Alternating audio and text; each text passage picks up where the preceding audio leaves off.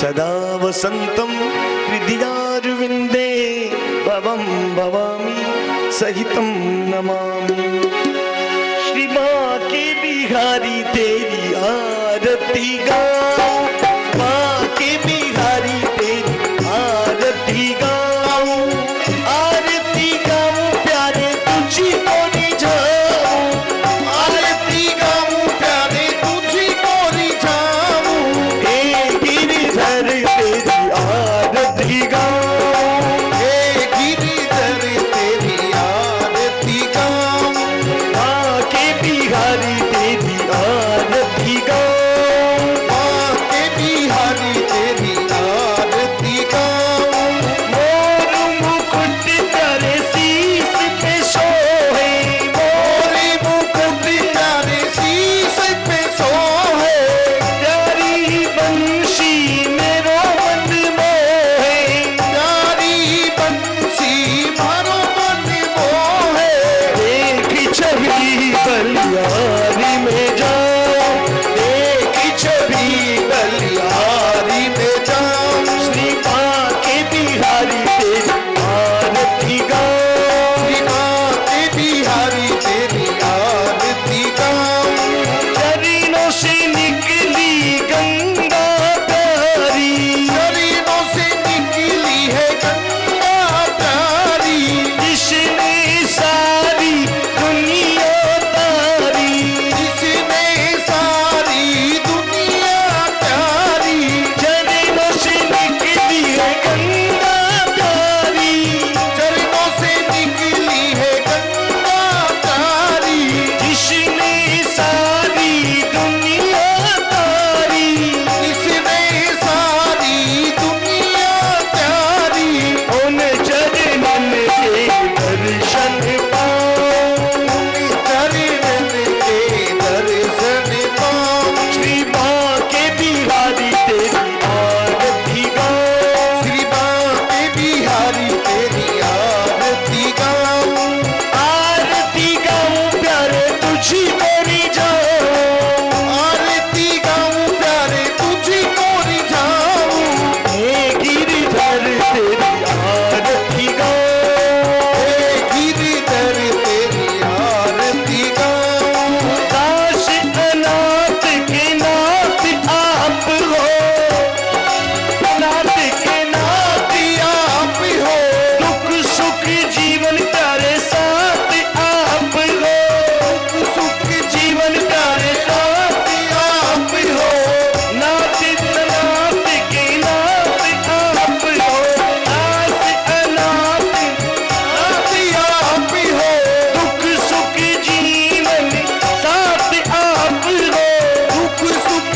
जीवन साथ आप हो, हरि चरणों में शीश झुकाओ, हरि चरणों में शीश झुकाओ, हे गिरिधर तेरी आरती गाऊं, हे गिरिधर तेरी आरती गाऊं, श्री हरिदास के प्यारे तुम हो, श्री हरिदास के प्यारे तुम हो, मेरे मोहन जीवन धन हो, मेरे मोहन जीवन धन हो, एक युगल छवि बलि बलि जाओ, एक युगल छवि बलि बलि जाओ, श्री माँ के बिहारी तेरी आरती गाऊं, श्री माँ के बिहारी तेरी आरती गाऊं, हे गिरिधर तेरी आरती गाऊं, हे गिरिधर तेरी आरती गाऊं, आरती गाऊं प्यारे तुझी को रिझाऊं, आरती गाऊं प्यारे तुझी को रिझाऊं, माँ के बिहारी तेरी आरती गाऊं, माँ के बिहारी तेरी आरती गाऊं, हे गिरिधर तेरी आरती गाऊं, हे गिरिधर तेरी आरती गाऊं, माँ के बिहारी तेरी आरती गाऊं। वृंदावन बिहारी लाल की जय, श्री राधे रानी की जय, श्री श्रीमद् भागवत जी पुराण की जय। सनातन धर्म की जय। जलेन श्रीगणं पुष्पदेवात्मारार्तिक्यं समर्पयामस्ते अक्षतपुष्पाणिं गृहीत्वा हरि ओं मा जिग्नेन जिग्नमय जन्त देवास्तानि धर्माणि प्रथमान्यासन्नादेहनाकं महिमानः सचन्द्रप्रवेशाद्याः सन्ति देवाः। ॐ एकदन्ताय विद्महे वक्रतुण्डाय धीमहि तन्नो दन्ते प्रचोदयात्। ह्रीं कात्यायनी च विद्महे कन्याकुमारिकाय धीमहि तन्नो दन्ते प्रचोदयात्।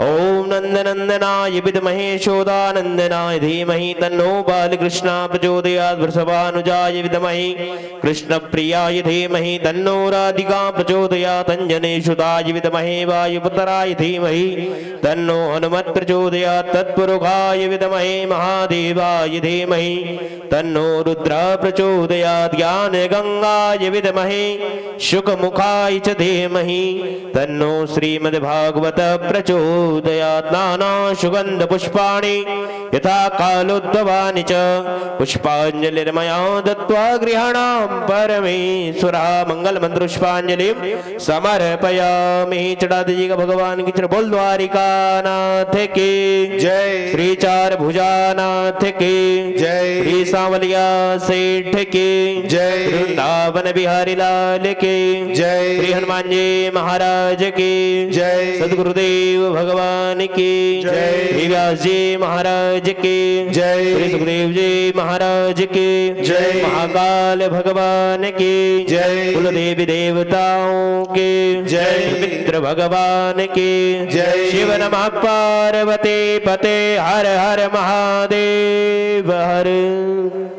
सभी भक्त अपने ताद स्थान पर बैठकर भगवान की मंगलमयी कथा श्रवण करें।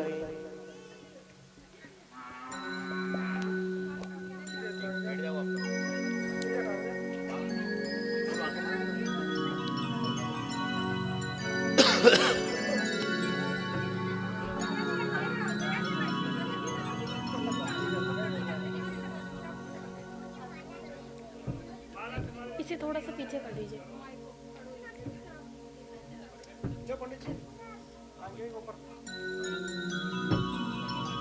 थोड़ा थोड़ा सा पीछे कर दीजिए।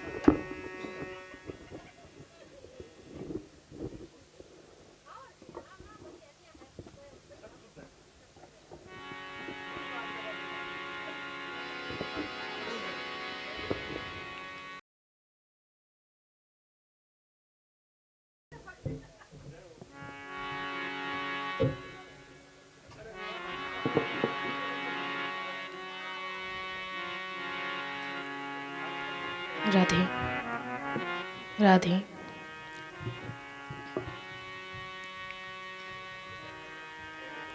राधे राधे।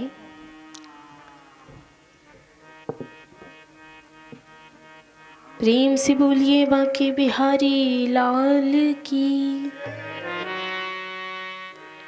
राधा रानी सरकार की।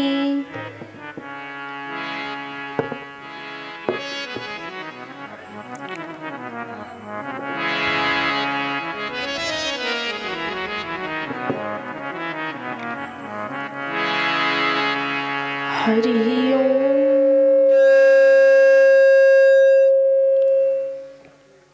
हरि ओम। स्वस्ति श्री गणेशाय नमः। हरि ओम। स्वस्ति श्री राधा कृष्ण चरण कमलेभ्यो नमः। हरि ओम। स्वस्ति श्री सद्गुरुदेव चरण कमलेभ्यो नमः। लंबोदरं परम सुंदरमेकदंतं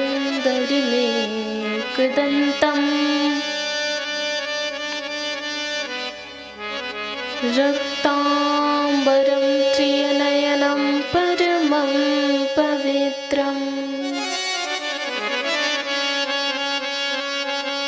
उद्यद्दिवाकर करोज्ज्वलकायकान्तम् विघ्नेश्वरं सकलविघ्नहरं नमामि। गवां हि तीर्थे वसति है गंगा पुष्टिस्तथा तत्र जसि प्रवृद्धा लक्ष्मी करीसे प्रणतो च धर्मस्तासां प्रणामं सततं च कुर्यात्। नारायणं नमस्कृत्य नरं चैव नरोत्तमम् देवीं सरस्वतीं व्यासं ततो जयमुदीरयेत्।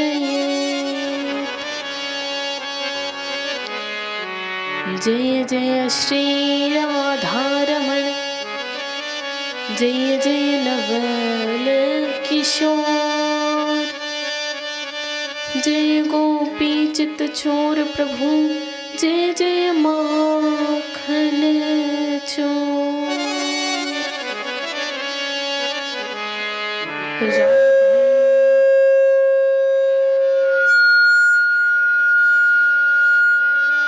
राधे मेरी स्वामिनी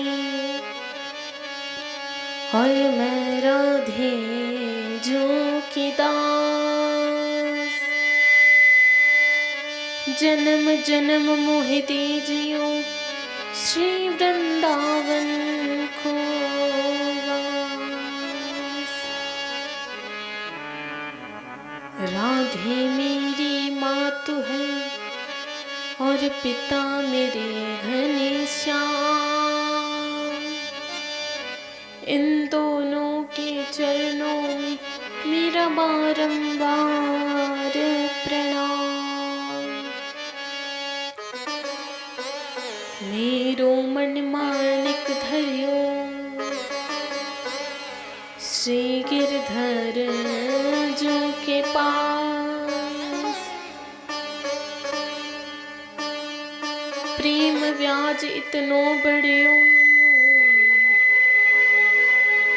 अब ना छूटन की आस। सिया राम मैं सब जग जाने करहु प्रणाम जोर जुग पानी। प्रेम से बोली बांके बिहारी लाल की।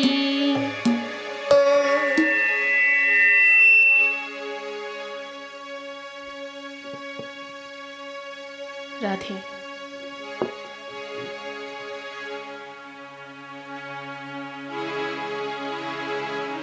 राधे राधे राधे राधे राधे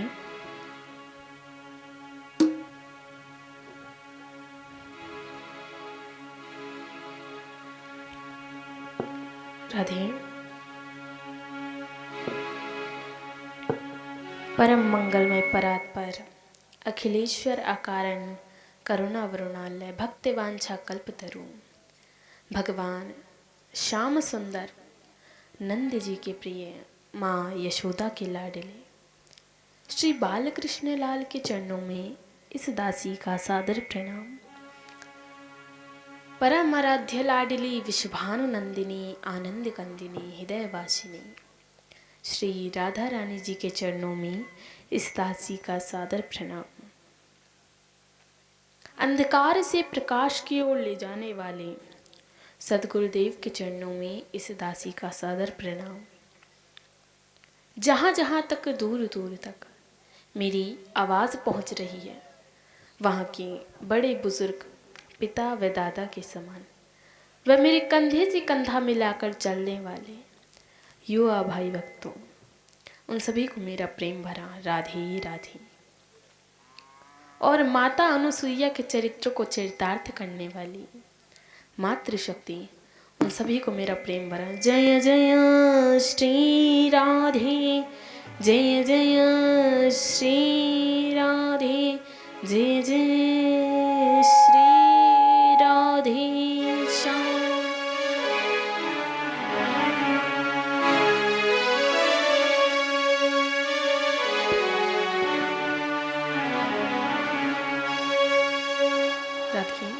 राधे राधे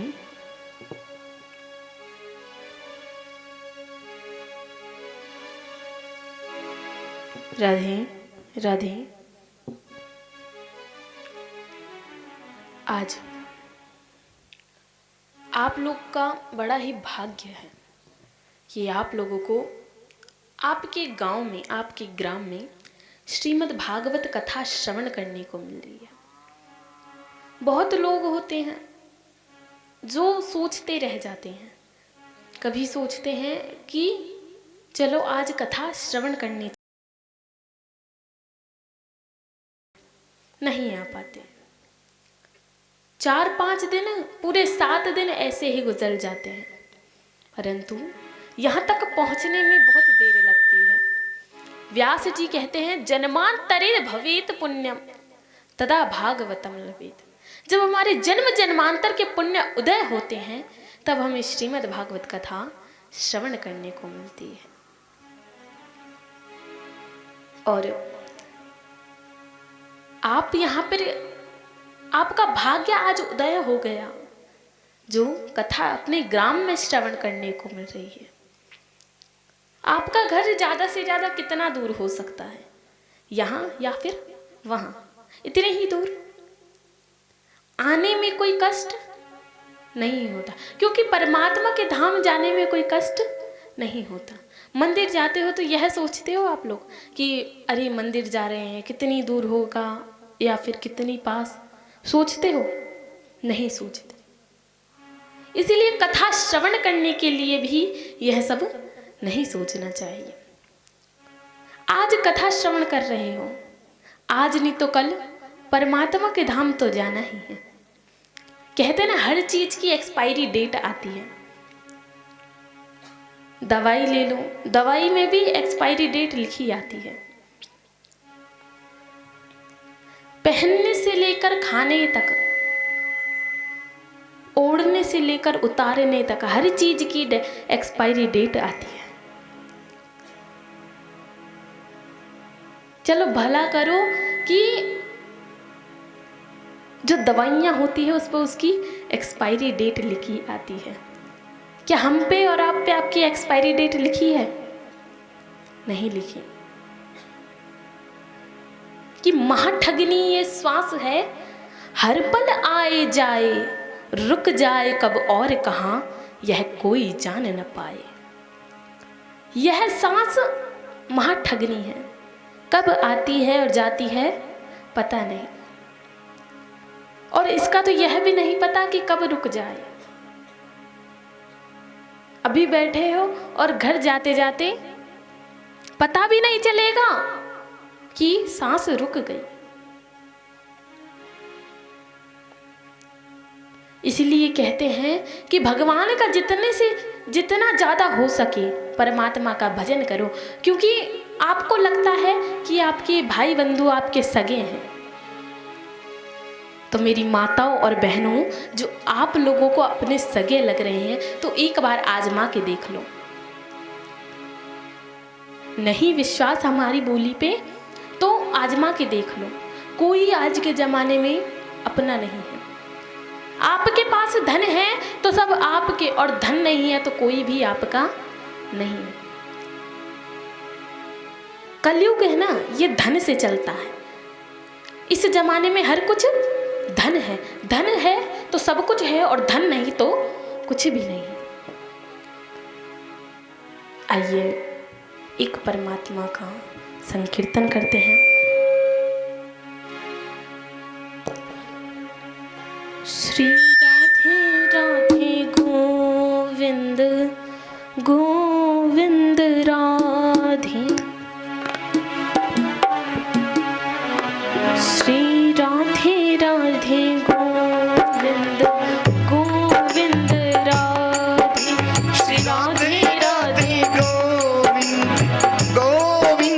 राधे, श्री राधे राधे गोविंद गोविंद राधे, श्री राधे राधे गोविंद गोविंद राधे, गोविंद राधे राधे गोपाल राधे, गोविंद राधे राधे गोपाल राधे, श्री राधे राधे गोविंद गोविंद राधे, श्री राधे राधे गोविंद राधे, श्री राधे राधे गोविंद, श्री गोविंद राधे, श्री राधे राधे गोविंद, श्री गोविंद राधे, श्री राधे राधे गोविंद गोविंद राधे, श्री राधे राधे गोविंद, श्री गोविंद राधे। सभी गाइए, राधे राधे गोविंद, श्री गोविंद राधे, श्री राधे राधे गोविंद, श्री गोविंद राधे, श्री राधे राधे गोविंद, श्री गोविंद राधे, श्री राधे राधे गोविंद, श्री गोविंद राधे, श्री राधे राधे गोविंद गोविंद राधे, श्री राधे राधे गोविंद गोविंद राधे, राधे राधे गोविंद गोविंद राधे, राधे राधे गोविंद गोविंद राधे, श्री राधे राधे गोविंद, श्री गोविंद राधे, राधे राधे गोविंद गोविंद राधे, श्री राधे राधे गोविंद, श्री गोविंद राधे, श्री राधे राधे गोविंद गोविंद राधे, श्री राधे राधे गोविंद, श्री गोविंद राधे, श्री राधे राधे गोविंद गोविंद राधे, श्री राधे राधे गोविंद, श्री गोविंद राधे, श्री राधे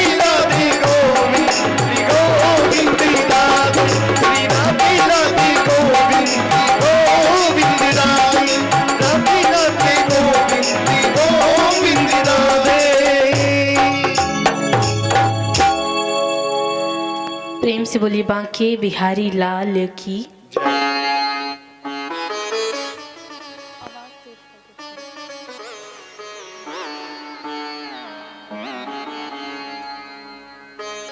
राधे राधे।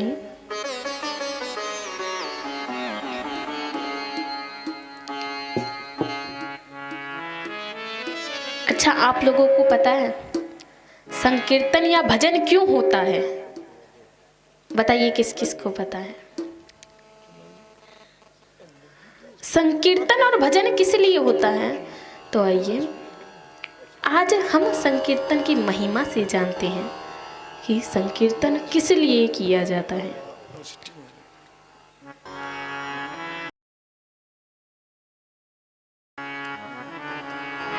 तो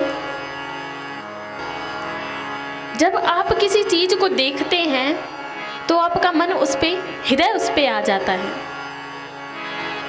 यह जो मन है ना, यह शांत नहीं बैठता। इसे एक जगह पर लाने के लिए आप भले ही यहाँ पे कथा श्रवण करने बैठे हैं, लेकिन मन कहाँ जा रहा है?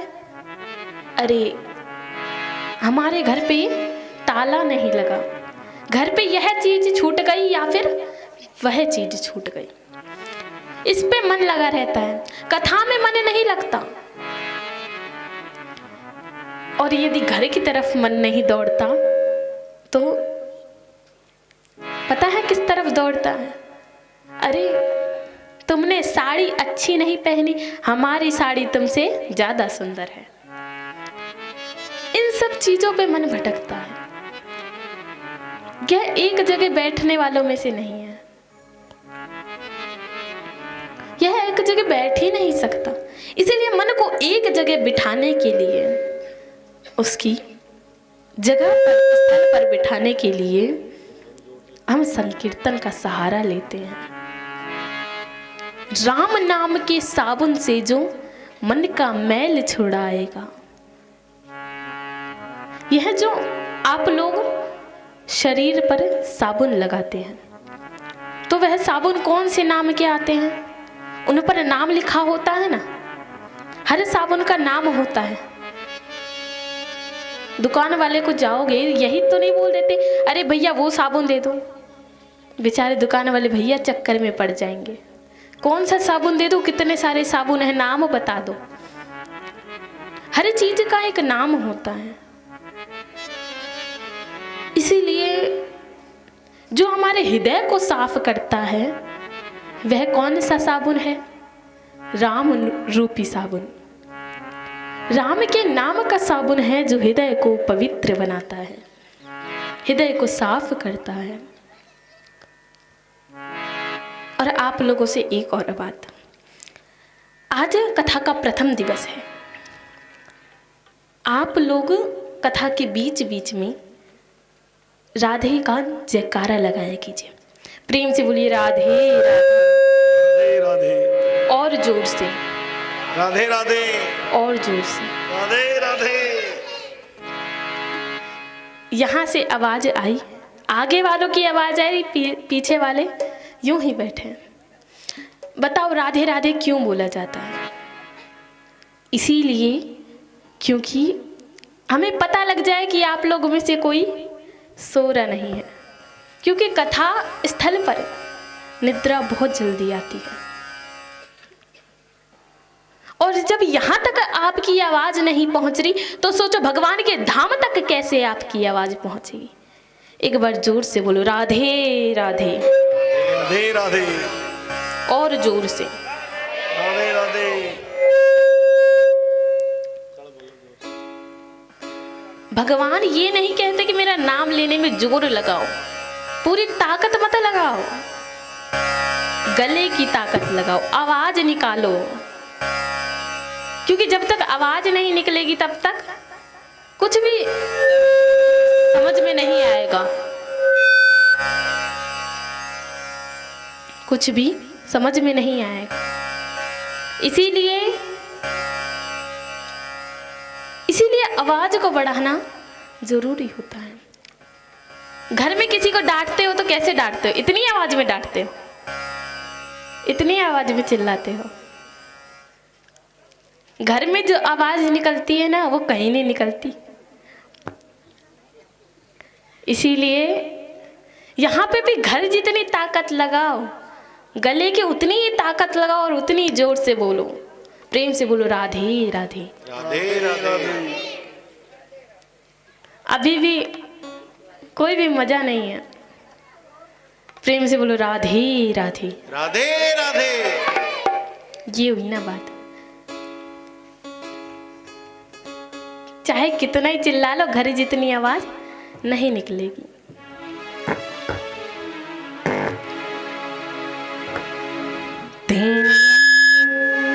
वांगमय मूर्ति प्रत्यक्षा वर्तते हरि, स्वकीयं यत् भवेत् तेजस् तच्च भागवते दधातु। बंधु, यह जो भागवत जी है ना, यह स्वयं श्री कृष्ण का विग्रह स्वरूप है।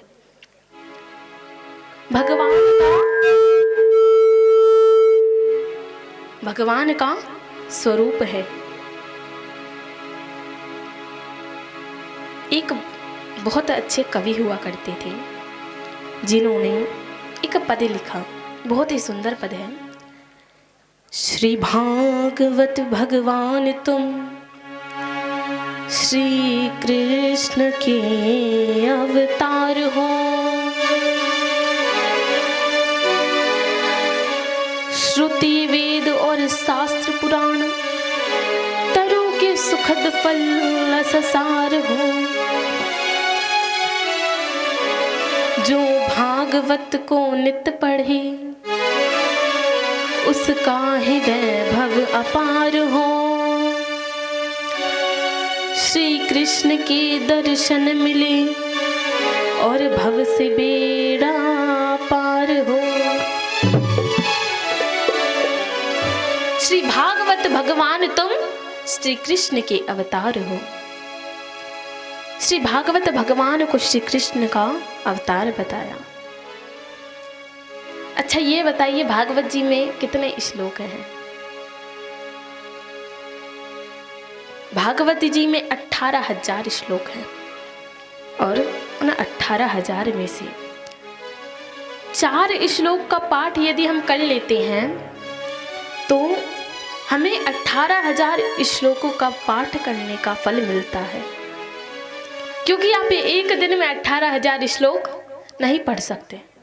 पढ़ सकते हो? नहीं पढ़ सकते, उनका अध्ययन नहीं कर सकते। इसीलिए हमें इन 4 श्लोक का पाठ रोज करना चाहिए।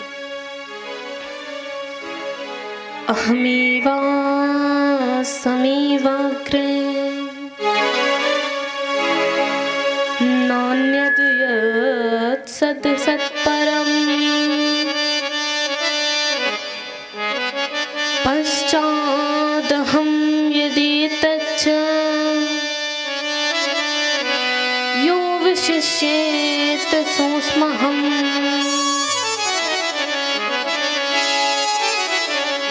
प्रतीर्थं प्रतीयेत न प्रतीयेत चात्मनि। तद्विद्यादात्मनो माया यथा भासो यथा तमः यथा महन्ति भूतानि भूतेषु चावचेष्वनो प्रविष्टानि तथा तेषु नातिष्वहम्। एतावदेव जिज्ञासम् तत्प्रजिज्ञासुनात्मना अन्वव्यतिरेकाभ्याम् यत्स्यात् सर्वत्र सर्वदा।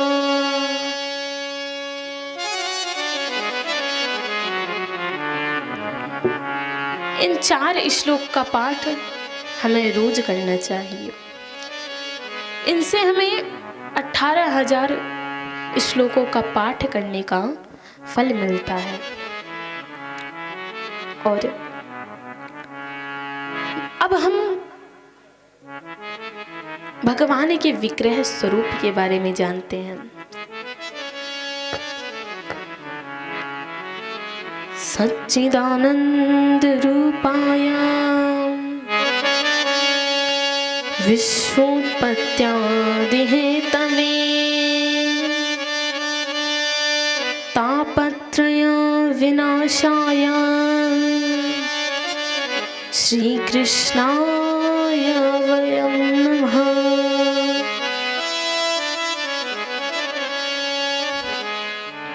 इसमें क्या बताया गया है कि भगवान का विग्रह स्वरूप कैसा है। इसमें भगवान की हर क्रिया का वर्णन है, सत्य, चित और आनंद। सत्य किसे कहते हैं?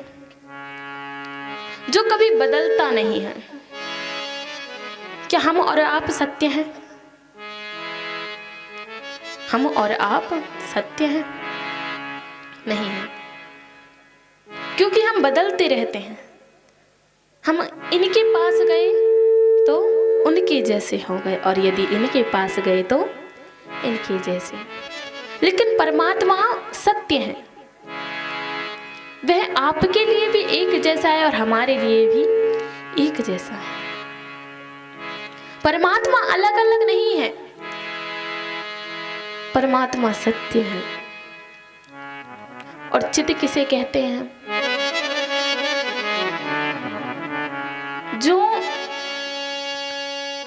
जो कभी अंधकार में नहीं रहा, चित उसे कहते हैं। यदि हमारे घर में अगर लाइट चली जाए तो अंधेरा हो जाता है, लेकिन अगर परमात्मा के घर में लाइट चली जाए तो भी अंधेरा नहीं होता, उसे चित कहते हैं। और आनंद किसे कहते हैं? एक बार सोच कर देखिए कि आप कहीं पर गए हैं, शादी विवाह कोई भी चीज मान लीजिए, कहीं पर गए हैं और वहां पे नृत्य हो रहा है, नाच कूद हो रहा है, और आपने थोड़ा सा नाच लिया, थोड़ा सा डांस कर लिया, तो आप पता है क्या कहोगे? कि हमें तो बड़ा ही आनंद आया। यदि आपकी मनपसंद चीज मिल गई तो आप क्या कहोगे? बड़ा ही आनंद आ गया। यदि आपने किसी का कोई भला कार्य कर दिया तो क्या कहोगे? कि हमें आनंद आ गया। आनंद इन सब चीजों में नहीं है, आनंद तो परमात्मा के भजन में है। श्रवण पड़े नहीं हरि कथा, सो दिन दुर्दिन जानिए। हमारे कानों में जिस दिन परमात्मा की कथा नहीं पड़ती, जिस दिन भगवान के भजन श्रवण करने को नहीं मिलते, वह दिन हमारा सबसे बुरा दिन होता है। वही दिन सबसे बुरा होता है। आपने देखा होगा कि जब आप कहीं कथा श्रवण करने जाते हो तो वहां पे व्यास वक्ता श्रोताओं को आशीर्वाद देता है, लेकिन यहाँ पे उल्टा हो रहा है। यहाँ पे श्रोता वक्ता को आशीर्वाद दे रहे हैं।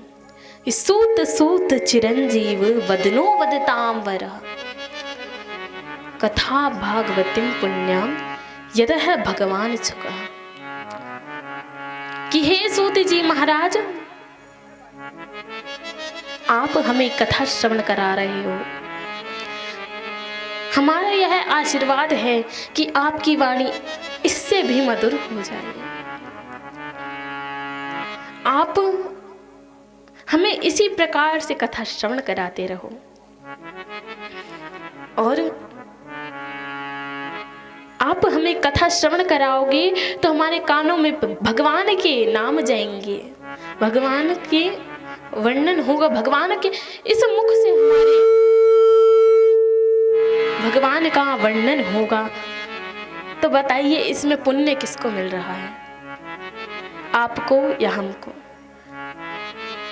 तो सूत जी कहते हैं कि पुण्य हम दोनों को मिल रहा है, क्योंकि मुख आपका है, नाम आप लेंगे, और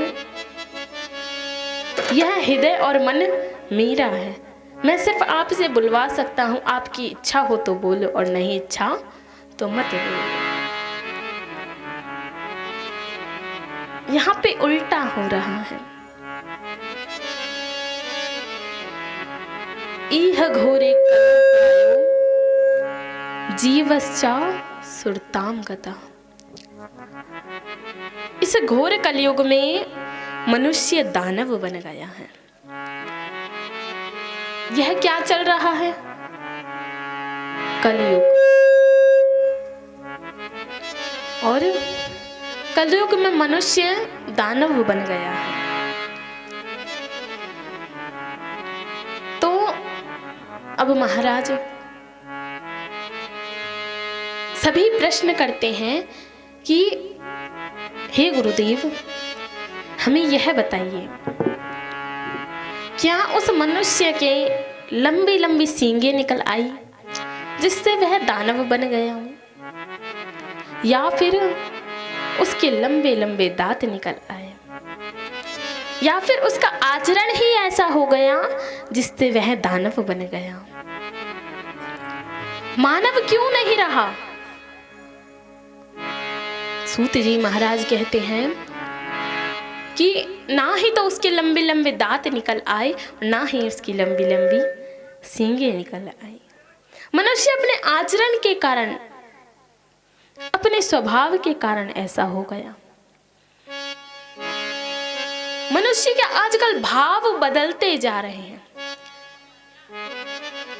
जो पहले के जमाने के आदमी थे, उनके भाव हर किसी के लिए एक होते थे, लेकिन आजकल के लोगों के जो भाव हैं वह एक समान नहीं है, हर किसी के लिए बदलते रहते हैं। यदि इसके लिए अच्छा सोचेंगे तो उसके लिए थोड़ा बुरा। ऐसा मन, ऐसा पापी मन हो गया। एक दाही विशालाया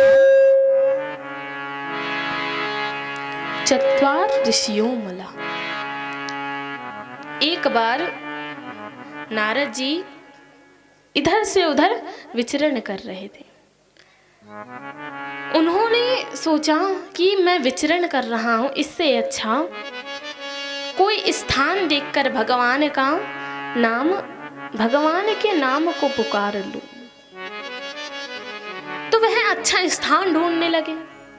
पूरे पृथ्वी मंडल पर घूम आए, भ्रमण कर लिया, और भ्रमण कर लिया तो एक भी जगह, एक भी स्थान ऐसा नहीं मिला जहां पर बैठकर वह चिंतन, भगवान का भजन कर सकते। जब ऐसा कोई स्थान ही नहीं मिला तो वह बहुत देर घूमे। अब जब बहुत देर घूमे तो उन्हें एक भी स्थान ऐसा नहीं मिला जहां पे परमात्मा का भजन हो रहा हो। हर जगह गलत आचरण, हर जगह गलत बात। कहीं पर ऐसा नहीं कि भगवान के भजन हो रहे हों। और जब यह सब देखा तो वह वृंदावन धाम को आए। और जब वृंदावन धाम को आए और यमुना जी के तट पर आए तो उन्होंने एक ऐसा दृश्य देखा जो सिर्फ कलयुग में ही है। कौन सा दृश्य? उन्होंने देखा एक स्त्री एक वृक्ष के नीचे बैठी है। एक वृक्ष के नीचे बैठी है और उसकी गोद में दो वृद्ध पुरुष लेटे हुए हैं। नारद जी ने सोचा कि मैं इसके पास, इस स्त्री के पास जाकर पूछूं कि इसे क्या हुआ, वह स्त्री रो क्यों रही है और उसके पास इतनी सारी स्त्रियां क्यों हैं, इतनी सारी स्त्रियां क्यों हैं। नारद जी ने एक कदम बढ़ाया तो नारद जी सोचने लगे कि मेरा जाना, मैं नहीं जाऊं तो ये अच्छा। फिर नारद जी के मन में हुआ कि वह स्त्री इतनी परेशान है, लेकिन फिर मन में हुआ कि स्त्रियों का भाव ऐसा होता है कि अभी रो रही हैं तो 2 मिनट बाद बोलेंगी, साधु तुम्हें मेरी परेशानी से क्या लेना देना। इसलिए स्त्रियों के पास नहीं जाना चाहिए, ऐसा सोचकर मुड़ ही रहे थे। वह इस ओर मुड़े और जाने लगे। एक कदम बढ़ाया तो उस स्त्री ने आवाज लगा दी। क्या आवाज लगा दी कि भू भू साधु क्षणं तिष्ठ मच्चिन्तामपि नाशय। कि हे साधु, हे संत, हे महात्मा, मेरे पास आओ। साधु का दर्शन यानी भगवान का दर्शन। इसीलिए आपका दर्शन ही मेरे लिए मेरे चिंता को दूर कर सकता है। मेरे पास आइए और मेरी चिंता को नष्ट कर दीजिए। नारद जी उस स्त्री के पास गए और कहने लगे, हे देवी, आपके पास इतनी सारी स्त्रियां क्यों हैं? और यह दोनों वृद्ध पुरुष कौन हैं? और आपका नाम क्या है? जैसे ही भक्ति माता ने यह सुना कि यह मुझसे पूछ रहे हैं कि यह दोनों वृद्ध पुरुष कौन हैं और मेरा नाम क्या है, तो भक्ति माता कहने लगी, अहम भक्ति रीति ख्याता इमो में तनियो मतो। ज्ञान वैराग्य ना मानो काल योगेन जर्जरो।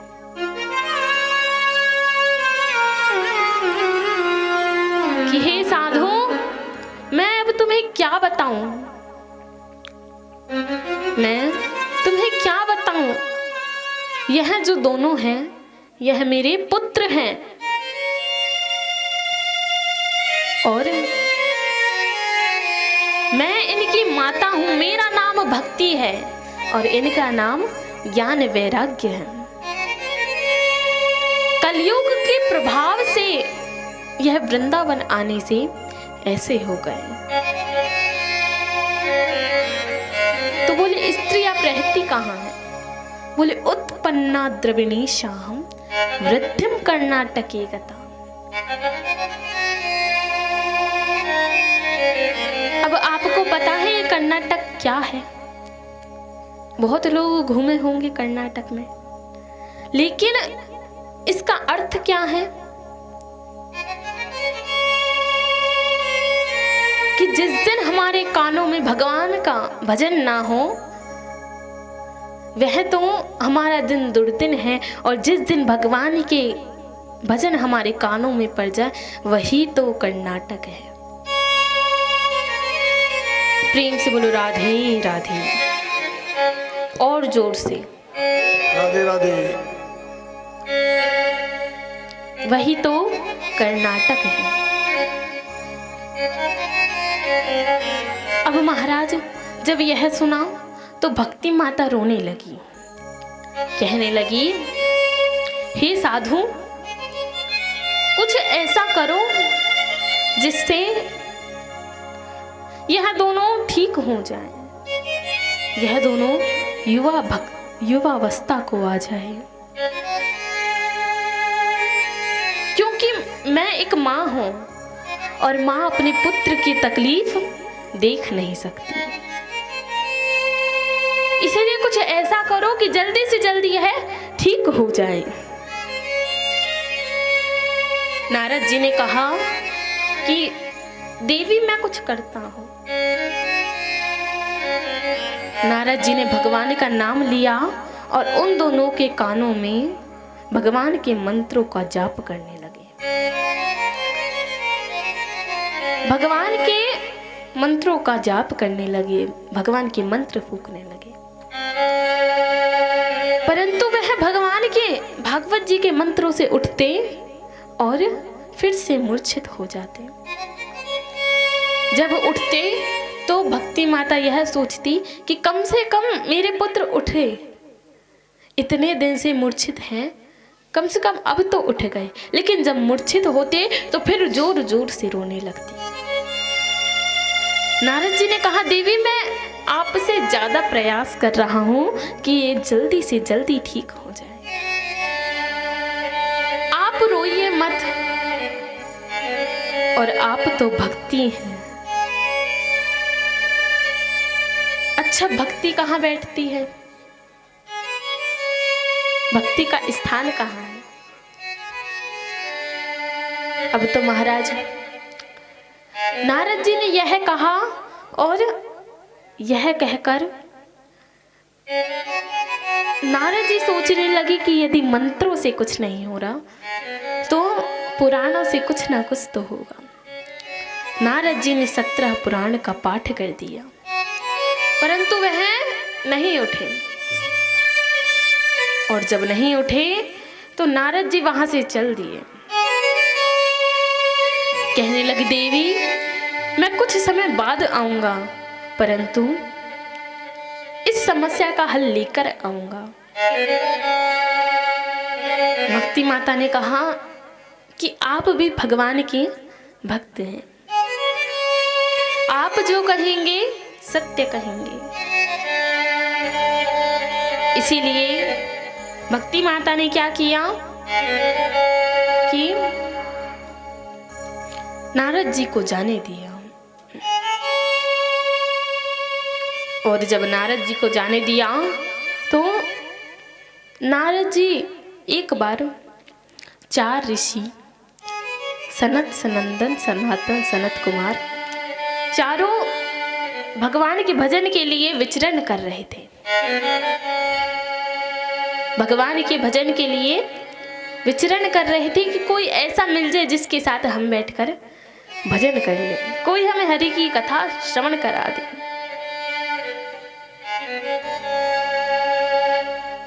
अब तो महाराज उन्हें उधर से नारद जी आते हुए दिखे।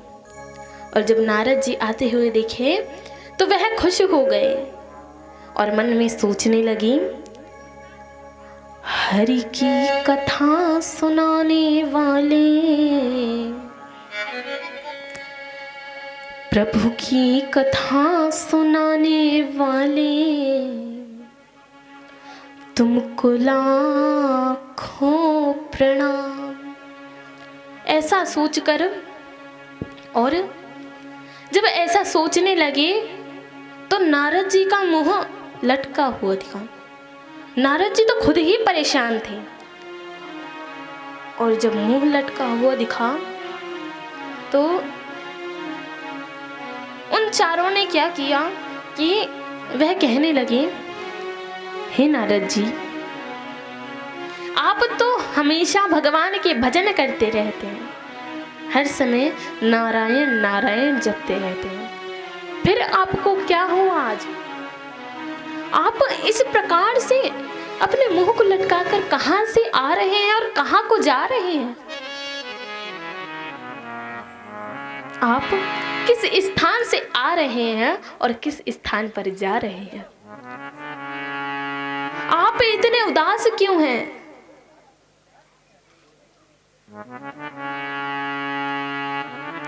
आपकी उदासी का कारण क्या है? जब यह कहा तो नारद जी कहने लगे कि हे ऋषियों, मैं अब आपको क्या बताऊं? और ऐसा कहकर पूरी गाथा ही सुना डाली। कहने लगे कि मैं पहले स्थान ढूंढ रहा था कि भगवान की कथा मुझे कहाँ मिले, कहाँ मैं भगवान की कथा को श्रवण कर सकूं, लेकिन ऐसा स्थान नहीं मिला। जब स्थान नहीं मिला तो मैं वृंदावन धाम को आया कि कम से कम यहाँ तो मुझे भगवान का भजन करने को मिलेगा। लेकिन जैसे ही मैं यमुना तट को भगवान का भजन करने आया तो मैंने एक स्त्री को देखा जिसकी गोद में 2 पुरुष थे और वह वृद्ध थे। अब तो महाराज जब चारों भाई ने सनक सनंदन सनातन सनत कुमार ने यह सुना तो वह आश्चर्य में पड़ गए।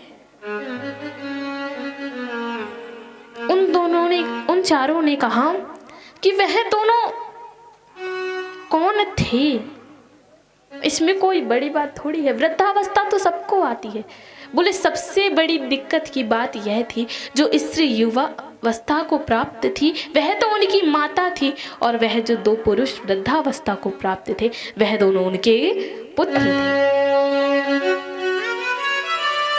अब जब यह सुना तो चारों भाई आपस में बातचीत करने लगे कि ऐसा कौन सा कलयुग आ गया। हाँ, कलयुग में ऐसा होता है कि भगवान की कथा श्रवण करने को नहीं मिलती, हर जगह पाप ही पाप होता है।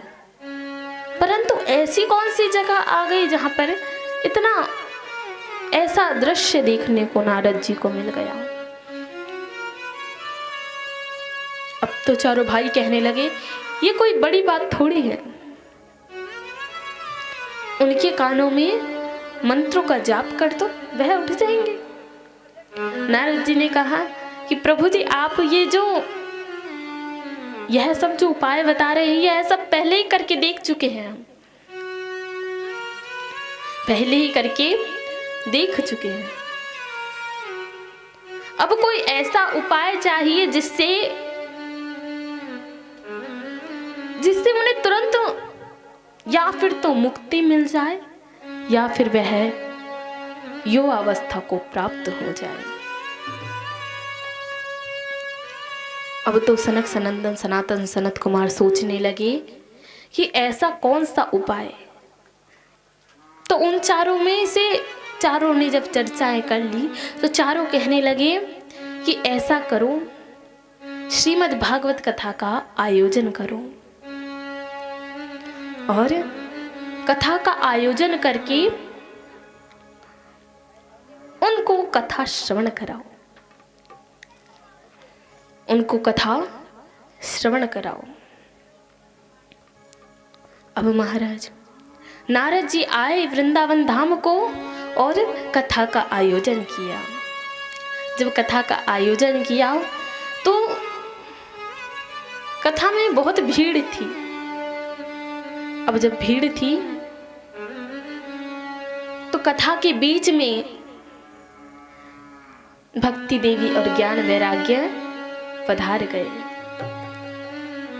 और जब वह पधार गए तो अब भक्ति माता पूछने लगी कि हे ऋषि यह बताइए कि मेरा स्थान कहाँ है।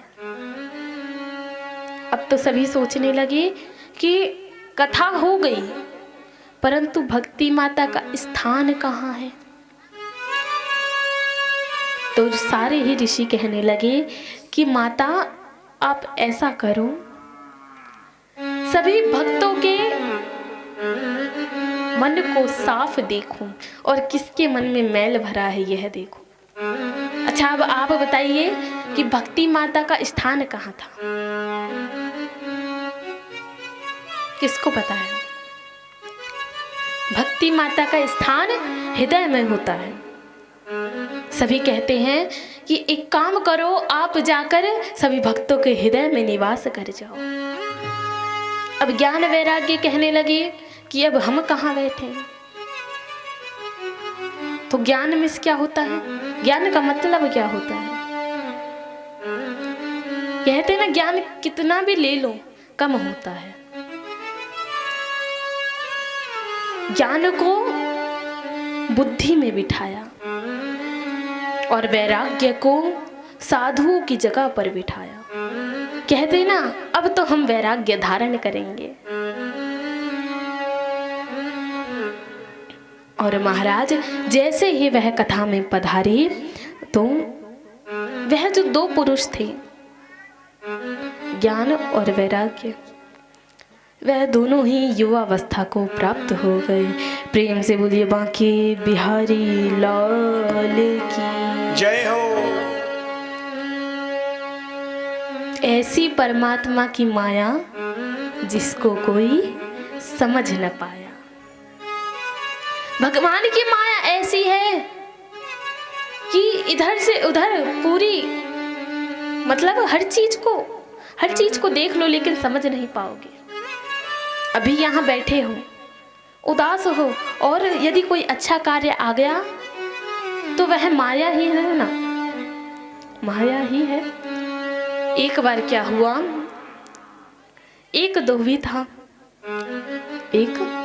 था। अब वह धोबी क्या किया कि वह हमेशा अपने गधे को अपने साथ लेकर और रस्सी को साथ लेकर जाता। एक दिन वह रस्सी को भूल गया और गधे को अपने साथ लेकर आ गया। और जब गधे को अपने साथ ले आया तो अब तो महाराज वह देखने लगा। जब नदी के किनारे आया तो वह सोचने लगा, अरे अब तो मैं रस्सी भूल गया, अब मैं किससे इसे बांधूं। वह वहीं पे खड़ा हो गया। उसे काफी देर हो गई, बहुत देर हो गई, काफी वक्त गुजर गया, लेकिन अब वह सोचने लगा बांधो किससे। तभी वहां से एक संत महात्मा गुजर रहे थे। अब तो महाराज संत महात्मा गुजर रहे थे। संत महात्मा ने देखा कि यह बड़ा ही चिंतित लग रहा है, तो संत महात्मा ने पूछ लिया, बोले पुत्र यह बताओ तुम्हें हुआ क्या है, तुम इतने उदास क्यों हो, तुम्हारी उदासी का कारण मैं जान सकता हूं। अब तो महाराज वह धोबी कहने लगा कि हे महात्मा, मैं तो वैसे रोज रस्सी लेकर आता था, लेकिन आज मैं अपने गधे को बांधने की रस्सी भूल गया, मैं इसे बांधूं किस चीज से। महात्मा के पास तो इलाज था।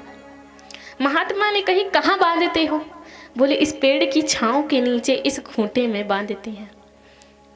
बोले ऐसा करो, जैसे रोज रस्सी को उस खूंटे में बांध के गधे के गले में रस्सी डालते हो वैसे ही डाल दो। बोले महात्मा अगर ऐसा करना होता तो मैं पहले कर लेता, यह मुझे छोड़ के भाग जाएगा और फिर नहीं मिलने वाला, क्योंकि यहाँ पे घना जंगल है। महात्मा ने कहा पुत्र ऐसा कर कर देख लो। धोबी ने क्या किया कि जैसा महात्मा ने बताया वैसा किया, रोज जैसे उस खूंटे में बांधता और गधे के गले में बांधता वैसे ही आज बांध दिया। अब धोबी ने पूरे कपड़े धुल लिए, धोबी ने पूरे कपड़े धुल लिए, उनको साबुन से रगड़ लिया और उन्हें थैले में डाल लिए। तब तक वह गधा वैसे ही खड़ा रहा जैसे उसे धोबी ने बांधा था, वैसे ही खड़ा रहा, ना इधर हिलता और ना उधर हिलता, बस उसी जगह पर बैठ जाता और उसी जगह पर खड़ा हो जाता। अब तो महाराज धोबी गया और लाठी से उसे मारने लगा, कहने लगा अरे चल चल। अब तो वो चले नहीं, क्योंकि गधे को यह पता है कि मैं बंधा हुआ हूं, लेकिन यह बात धोबी को थोड़ी पता है कि मैंने उसे बांधा या नहीं बांधा। धोबी ने कहा अरे चल। अब गधा अपनी जगह से हिले ही नहीं। उतनी ही देर में महात्मा आ गए। महात्मा ने कहा अब क्या हुआ, तो बोले प्रभु जी देखिए ना, मैं कब से इसे चलाने की कोशिश कर रहा हूँ लेकिन यह चल रहा नहीं है। महात्मा ने कहा क्या तुमने इसे खोला, तो बोले प्रभु जी जब बांधा ही नहीं तो खोला कहाँ से, जब रस्सी ही नहीं है, बांधा ही नहीं है तो फिर मैं खोलूं कहाँ से। बोले यदि मैंने तुम्हें वो उपाय नहीं बताया होता तो ये क्या करता, तो बोले भाग जाता, और जब भाग जाता तो फिर मुझे ये नहीं मिलता। महात्मा ने कहा कि यह बात तुम्हें पता है कि तुमने इसे बांधा नहीं, लेकिन यह बात गधे को तो नहीं पता, यह बात गधे को तो नहीं पता, इसलिए जैसे रोज खोलते हो इसे वैसे ही खोलो। जैसे ही उस धोबी ने उस गधे के गले में से उस रस्सी को निकाला तो वह गधा चल पड़ा। इससे मतलब क्या निकलता है कि हम बंधन में नहीं रहना चाहते। उस धोबी ने उस गधे को बांधा, इसलिए बंधा बंधा खड़ा रह गया। लेकिन क्या हम एक जगह खड़े रह सकते हैं? नहीं रह सकते। हम कभी इधर जाएंगे तो कभी उधर जाएंगे। एक जगह पर बैठ सकते हैं? नहीं बैठ सकते। ज्यादा से ज्यादा 2 घंटा 3 घंटा, इससे ज्यादा नहीं।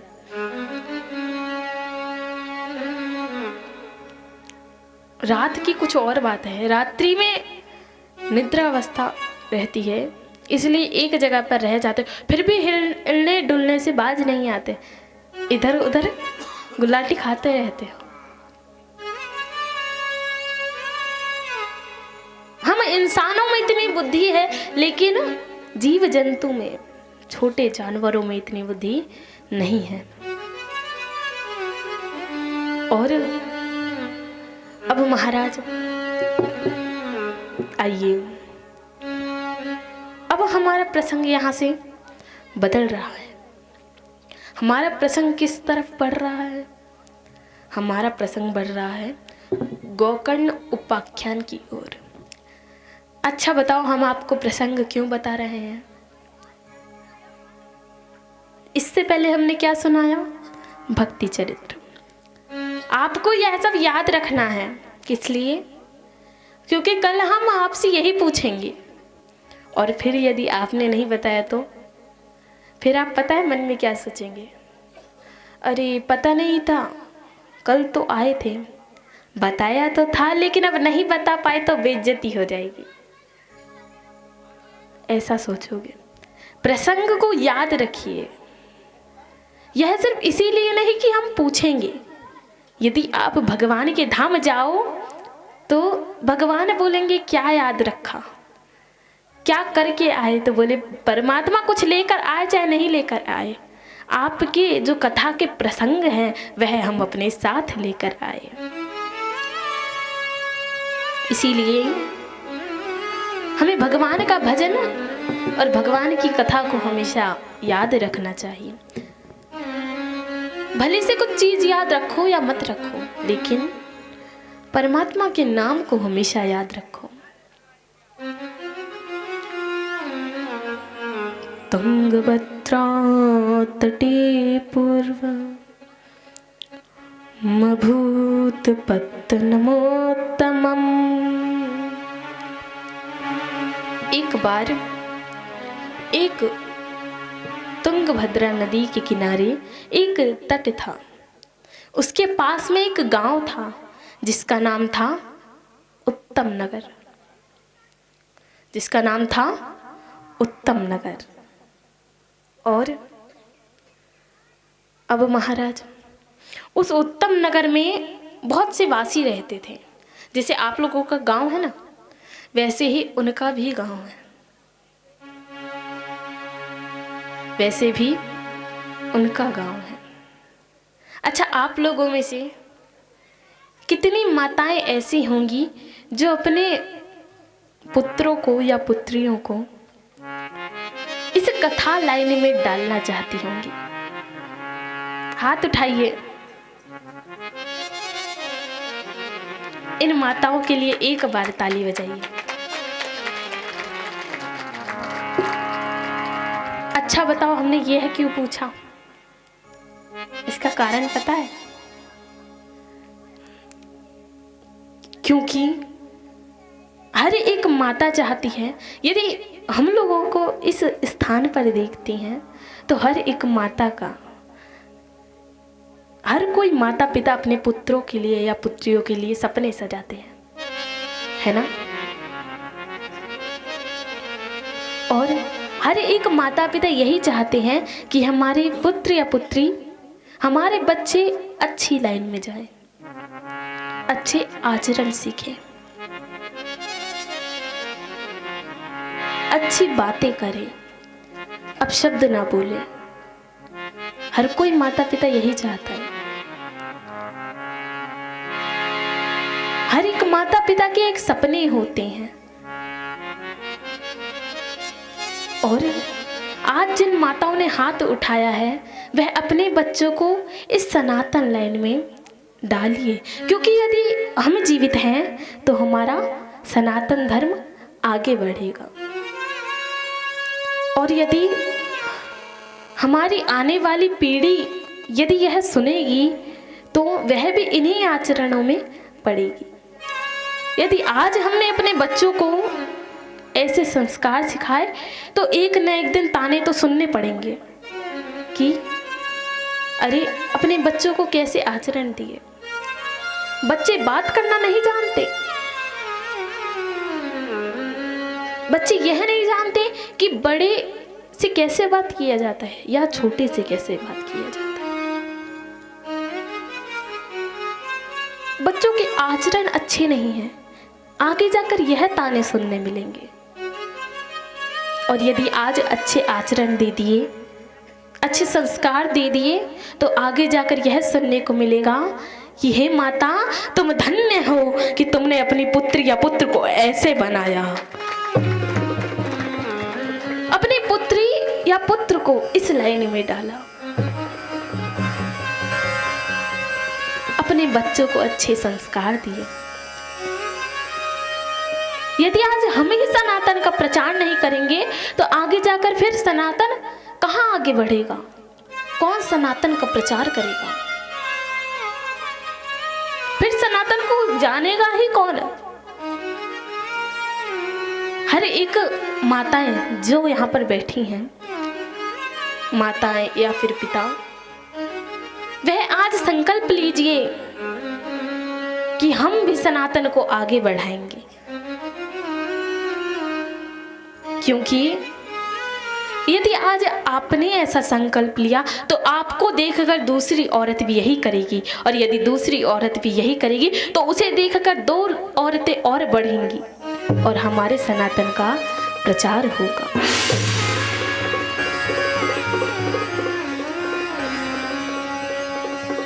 तो वहां पर एक पंडित जी रहा करते थे जिनका नाम था आत्मदेव।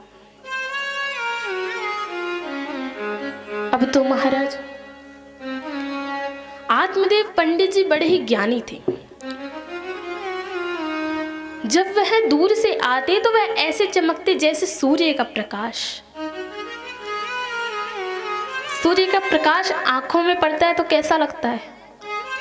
अंधेरा हो जाता है, कुछ दिखता है? नहीं दिखता। ऐसे ही जब पंडित जी आते तो सूर्य के प्रकाश जैसा उनका प्रकाश आंखों में पड़ता, इतना तेज उनके मुख पर। भगवान के विषय में इतने भावुक, इतने डूबे हुए थे कि सूर्य की गति को भी अपने आप से रोक ले। भगवान के इतने प्रिय भक्त, इतने बड़े भक्त।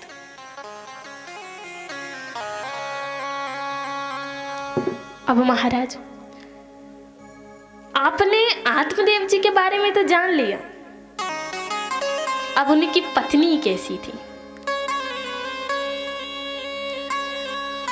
स्त्रियों के घर में, जिस घर में स्त्री होती है, स्त्रियों के घर में सबसे बड़ी चीज यही होती है कि स्त्री अगर चाहे तो अपने पति को बिगाड़ भी सकती है, और स्त्री अगर चाहे तो अपने पति को बिगड़ने से भी रोक सकती है, अच्छी लाइन में भी ले जा सकती है। नारी एक ऐसी चीज है जो हर चीज का परिवर्तन कर सकती है, हर चीज को बदल सकती है, नरक को स्वर्ग बना सकती है, और यदि नारी अच्छी नहीं है तो स्वर्ग को भी नरक बनाकर छोड़ देगी। अब महाराज उनकी नारी ऐसी ही थी, आत्मदेव जी की पत्नी ऐसी ही थी कि स्वर्ग को नरक बना दे। और आत्मदेव जी कैसे थे कि नरक को भी स्वर्ग बना दे, ऐसे थे आत्मदेव जी। अब महाराज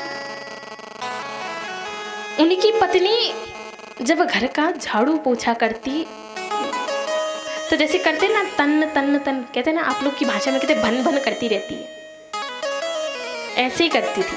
जब झाड़ू पोछा लगाती तो इस प्रकार से भन्न भन्न करती कि मैं सारे दिन घर का कार्य करूं। इतना धन है परंतु कोई भी नौकर चाकर लगाने की बात ही कभी नहीं छेड़ते। अब तो महाराज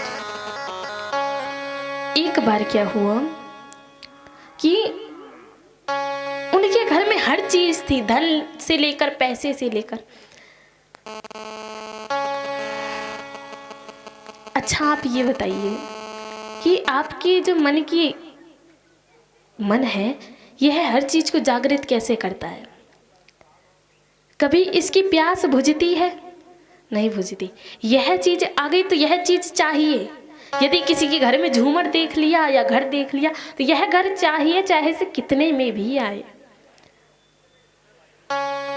यदि गाड़ी हो गई तो बंगला चाहिए, यदि बंगला हो गया तो धन चाहिए, और यदि घर हो गया तो महल चाहिए। मन की प्यास कभी बुझती है? नहीं बुझती। मन की प्यास बुझने का नाम ही नहीं लेती। यह जो मन है यह अलग अलग चीजों को जागृत करता है। अभी इसके पास साड़ी अच्छी है तो यह साड़ी हमें भी चाहिए। यदि इसके पास लहंगा अच्छा है तो यह लहंगा भी हमें चाहिए। हर चीज चाहिए। दूसरों को यह दिखाना है कि हमारे पास धन कितना है। मेरी माताओं, ये आपके लिए जरूरी नहीं है, ये किसी के लिए जरूरी नहीं। कोई हमारे घर में आकर यह नहीं देख रहा कि हमारे पास क्या है। यदि हमारे पास कुछ भी नहीं है तो भी खुश रहना सीखो। किसी लिए? क्योंकि यदि आप खुश रहोगे तो परमात्मा आपको मिलेंगे। अच्छा, परमात्मा कैसे है? परमात्मा है पतंग और हम हैं डोर, है ना। हम परमात्मा के नाम से परमात्मा को जितने तेज खींचेंगे परमात्मा उतनी तेज नीचे आएंगे। पतंग कैसे उड़ती है? जब नीचे बुलाना चाहो तो आती है ना पतंग, नीचे आती है ना। और जब कोई दूसरी पतंग बीच में आ जाती है तो पतंग क्या होती है? कट जाती है। उसी प्रकार से आप जितने तेज परमात्मा को बुलाओगे वह उतनी तेज पतंग की तरह दौड़ा आएगा। और यदि उस बीच में कोई दूसरी पतंग आ गई तो परमात्मा का कनेक्शन आपसे तोड़ देगी। हर एक जीव जंतु से, हर एक मनुष्य से परमात्मा का मिलना जरूरी होता है। परमात्मा की प्रतिमा को देखना सीखो। परमात्मा के दर्शन करना सीखो।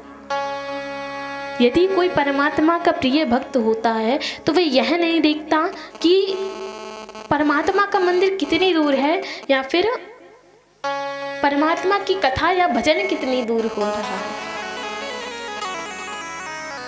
वह चला जाता है, चाहे से कोई रोके या ना रोके। अब महाराज, उनकी पत्नी एक बार जल भरने गई। जल भरने गई तो कोई भी स्त्री वहां पे थी ही नहीं थी। तो उसने सोचा कि जल्दी जल्दी जल भर के मैं यहाँ से चली जाती हूँ, पानी भरती हूँ और जल्दी जल्दी चली जाती हूँ, वरना अभी लाइन लग जाएगी। यह सोच के वह जल भर लाई। आत्मदेव जी के घर में किसी चीज की कमी नहीं देखी, लेकिन एक चीज की कमी थी। किस चीज की? उनके घर में पुत्र नहीं थे। पुत्र न होने के कारण वह बड़े उदास रहा करते थे। और जब बड़े ही उदास रहा करते थे तो अब महाराज क्या हुआ कि जब बड़े उदास रहा करते थे तो बहुत लोग उन्हें चिढ़ाते थे। कहते हैं ना कि यदि कोई चीज जल रही हो, जले पे नमक छिड़कना। इसी प्रकार से सब लोग उनके जले पे नमक छिड़कते थे। आत्मदेव जी से यह देखा नहीं गया, फिर भी वह बड़े खुश रहा करते थे।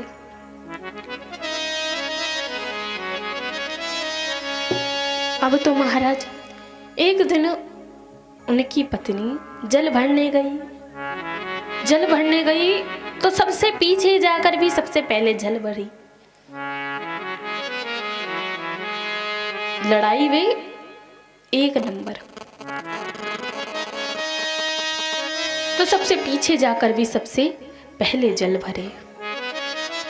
और जब सबसे पीछे जाकर सबसे पहले जल भरे तो जो उसके पीछे रहे वह अगर लड़ाकू हो, वह अगर लड़ना चाहती हो तो वह दोनों, धुंधली देवी और वह, लड़ती और फिर कोई बचाने भी नहीं जाता। और अगर उसके पीछे वाली ज्यादा ही लड़ाकू हो तो दोनों में बाल पकड़कर महासंग्राम वहीं पे प्रारंभ हो जाता। और जब गांव वाले आत्मदेव जी को बताते तो आत्मदेव जी मानते नहीं कि मेरी पत्नी ने ऐसा किया, क्योंकि वह लोगों के सामने बड़ी ही चंचल टाइप की रहती थी, मतलब लड़ती ज्यादा थी और अपने पति के सामने दिन भर लड़ती। और यदि रात में उसके पति आते तो हाथ जोड़कर यूं खड़ी हो जाती जैसे तो कुछ जानती ही नहीं। एक बार संत महात्मा ने क्या किया कि वह पंडित जी रोते रोते एक वृक्ष के नीचे जंगल में जा पहुंचे कि मेरे पुत्र नहीं है, भगवान मैंने ऐसा कौन सा पाप कर दिया, भगवान मैंने ऐसा कौन सा पाप कर दिया जिससे तुमने मुझे पुत्र नहीं दिया। तभी वहां से एक संत गुजर रहे थे। अब संत गुजर रहे थे तो संत ने क्या किया कि संत पूछने लगे कि हे ब्राह्मण, तुम्हें क्या हुआ, तुम इतने उदास क्यों हो, रो क्यों रहे हो? यदि मैं तुम्हारी समस्या का हल निकाल सकता हूं तो फिर निकाल दूंगा, मुझे बताओ क्या दिक्कत है। आत्मदेव जी बताना नहीं चाहते थे, लेकिन सोचने लगे कि महात्मा है और दुख दूर करने की बात कर रहा है, तो मैं ऐसा करता हूं कि इन्हें बता देता हूं। और कहने लगे कि हे ब्राह्मण देवता, हे संत, मेरे पास धन से लेकर हर चीज है, मेरे पास किसी चीज की कमी नहीं है, घर भी है, जायदाद भी है और पैसा भी है। लेकिन यदि वह काम पैसे से हो जाता तो मैं वह काम पहले कब का कर लेता। महात्मा ने कहा ऐसा कौन सा काम है जो पैसे से नहीं हो सकता। आजकल के जमाने में हर एक मनुष्य के लिए पैसा मान्य है। अब महाराज आत्मदेव जी कहने लगे, महाराज मैं कह तो रहा हूँ मेरे पुत्र नहीं है, पता नहीं भगवान ने मुझे पुत्र क्यों नहीं दिया, मैंने ऐसा कौन सा पाप कर दिया जिससे मुझे पुत्र नहीं है। अब महाराज जब महात्मा ने यह सुना तो महात्मा ने दोनों आंखें बंद कर ली, और जब दोनों आंखें बंद कर ली तो आत्मदेव जी का पूरा मस्तक पढ़ लिया, पूरा मस्तक पढ़ लिया और पूरा मस्तक पढ़कर कहने लगे, हे ब्राह्मण देवता, मैं आपको बताना नहीं चाहता, लेकिन फिर भी बताता हूँ कि आप एक जन्म की बात कर रहे हैं। आपको तो सप्त जन्मः वदितव पुत्रो नैवच नैवच। कहने का मतलब आपको इस जन्म क्या अगले 7 जन्म तक आपको पुत्र नहीं है।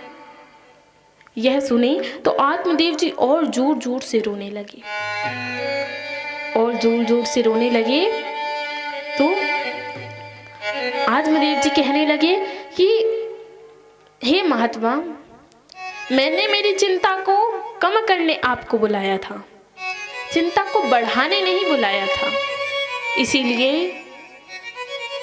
ऐसा करो कि आप यहाँ से जाओ, मेरी चिंता और मत बढ़ाओ, और यदि आपने मेरी चिंता का हल नहीं निकाला तो मैं यहीं पर सर पटक पटक के अपने प्राण त्याग दूंगा। प्रेम से बोलो राधे राधे। राधे राधे। और जोर से, राधे राधे। और जोर से। राधे राधे। मैंने अभी भी कहा था कि यदि यहाँ तक आवाज नहीं पहुंच रही तो भगवान के धाम तक कैसे पहुंचेगी। एक बार जोर से बोलिए, प्रेम से बोले राधे राधे। राधे राधे। अब तो महाराज, जब महात्मा ने यह सुना कि अब तो यह प्राण त्यागने की धमकी दे रहा है, तो उन्होंने क्या किया कि अब वह कहने लगे कि यदि यह मना कर रहा था, मुझे उसी समय चले जाना चाहिए, मुझे इसके चक्कर में नहीं आना चाहिए था। अब मैं क्या करूं? यह सोचकर अपनी झोली में से एक फल निकाला और आत्मदेव जी को दे दिया और कहने लगे, हे महात्मा, हे महात्मा, यह फल अपनी स्त्री को दे दीजिएगा, अपनी पत्नी को दे दीजिएगा और कहिएगा कि इसके कुछ नियम हैं। अब बोले, पंडित जी कहने लगे कि महात्मा, यह फल साधारण फल के क्या नियम है? क्योंकि फल खाने के कोई नियम ही नहीं होते, उसे तो जब चाहो तब खा लो। अगर मैं चाहूँ तो अभी फल ले आऊं, लेकिन आप मुझे फल क्यों दे रहे हैं? पंडित जी ने कहा कि यह इस फल से तुम्हें पुत्र की प्राप्ति होगी। इसके नियम यह है कि एक समय पर तुम्हारी पत्नी भोजन करे, सिर्फ एक समय पर भोजन, किसी से लड़ाई ना करे, दान करे, पुण्य करे, भगवान का नाम ले। अब तो पंडित जी बड़े ही खुश कि मेरी पत्नी तो ऐसी ही है। घर गए, जब घर गए तो घर जाकर बाहर से ही चिल्लाने लगे, कहने लगे, अरे भाग्यवान सुनती हो, कहाँ चली गई? अरे तुम कहाँ चली गई? जल्दी बाहर निकलो, देखो मैं तुम्हारे लिए क्या लाया हूं। अब तो महाराज, जब धुंधली देवी ने यह सुना तो धुंधली देवी ने क्या किया कि अब महाराज, धुंधली देवी सोचने लगी कि मेरे लिए सोने का हार लाए होंगे, मेरे लिए सोने का हार लाए होंगे, इसीलिए मैं बाहर जाकर देखती हूँ। धुंधली देवी अंदर काम कर रही थी, फिर भी भन्न बनाती हुई निकली, चिल्लाती हुई बाहर निकली कि अरे तुम्हें कोई काम नहीं है, बाहर से ही चिल्ला रहे हो, घर के अंदर प्रवेश नहीं कर सकते क्या? ऐसा क्या तुमने प्रण लिया है कि तुम घर के अंदर प्रवेश नहीं करोगे? आत्मदेव ने कहा, देवी ऐसा कुछ नहीं है, देवी ऐसा कुछ भी नहीं है, बस तुम्हारे लिए यह फल लाया था। धुंधली देवी ने एक फल देखा तो बड़ी ही क्रोधित हुई, क्रोधित हुई और कहने लगी कि एक फल के लिए इतना शोर, एक फल के लिए इतना चिल्ला रहे हो। मुझे तो लगा कि कहीं तुमने पहाड़ उठा लिया हो। यदि कोई पहाड़ को भी उठा ले तो भी इतना नहीं चिल्लाएगा जितना चिल्ला रहे थे। तो बोली, देवी ऐसा वैसा फल नहीं है, इससे हमें पुत्र की प्राप्ति होगी, ऐसा कहकर और उस फल के नियम बता दिए। और नियम बता दिए तो नियम बताने के बाद उसने कहा कि ठीक है, फल यहाँ रख दो और जाओ। मैं जब मेरा कार्य जब निपट जाएगा, जब कार्य खत्म हो जाएगा तो मैं इसे खा लूंगी। अब धुंधली देवी ने अपना सारा काम काज छोड़ दिया और उस फल को लेकर बैठ गई। जब उस फल को लेकर बैठ गई तो उसकी पड़ोसन आई। पड़ोसन आई और जब उसकी पड़ोसन आई तो पड़ोसन कहने लगी, बहन तुझे क्या हुआ, तू क्यों रो रही है? धुंधली देवी कहने लगी, बहन तुझे क्या बताऊं, मेरे पति के अंदर बुद्धि नहीं है। यह सुनकर पड़ोसन बोली, अरे बहन कैसी बात कर रही है, तेरे पति तो विद्वान है और तू कह रही है कि तेरे पति के अंदर बुद्धि नहीं है। अब तो महाराज धुंधली देवी कहने लगी कि उसके अंदर बुद्धि ऐसे नहीं है कि एक संत महात्मा ने उसे प्रसाद दिया, फल दिया और लाकर मुझे कहने लगे कि इस फल को मैं खा लूं जिससे मुझे पुत्र की प्राप्ति होगी। पड़ोसन ने कहा, अरे यह तो अच्छी बात है, तेरे पुत्र नहीं है और जब तेरे पुत्र नहीं है तुझे पुत्र हो जाएगा। अरे संत महात्मा का प्रसाद कहाँ खाओ और कहाँ लगता है। यह ऐसे वैसे आदमी